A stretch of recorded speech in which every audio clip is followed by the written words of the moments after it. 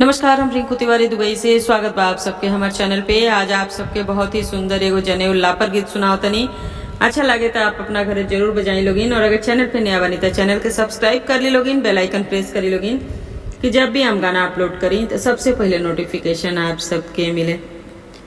दुआरा से आइले बरुआ चौका गइले बैठी हो यारे हाथवा जोड़ी मम्मी से अपना करे लेनी हो राहो। दुआरा से आइले बरुआ आंगना गइले बैठी हो यारे हाथवा जोड़ी चाची से अपना करे लेनी हो राहो।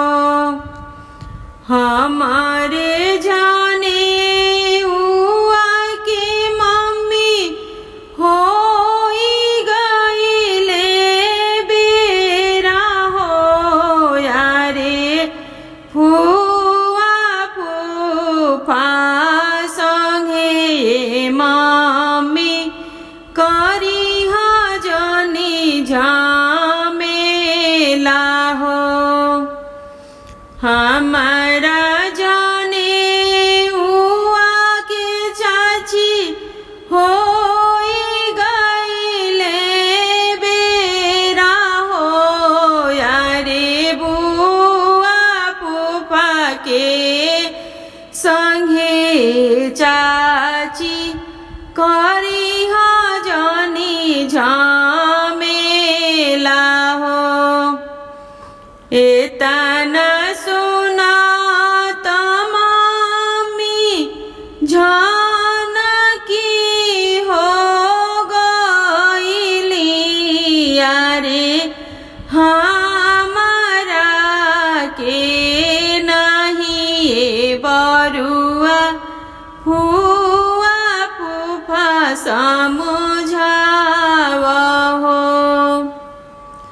एतना सुना तो चाची बोलेली जाना की हो यारे हमारा के नहीं बाबू फुआ फूफा समझाव हो।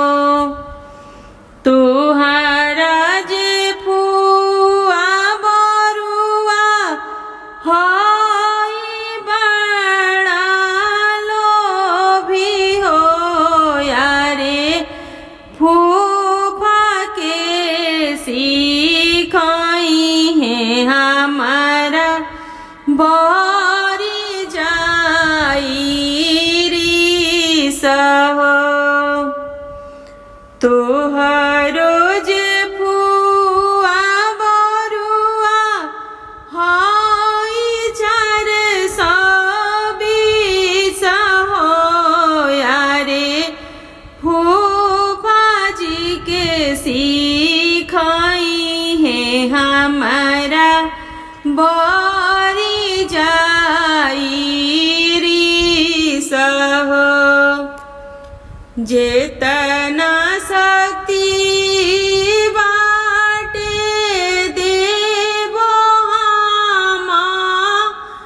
नेगा हो यारे नाही नुकुर करिहे जो बुआ दिहालो नेगा छीनिले बहो।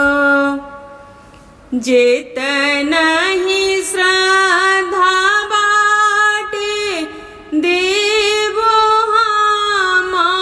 मानेगा हो यारे नाही नुकुर करी है जो बुआ दिहालो ने छीनी ले बहो दुआर से आइले बरुआ चौ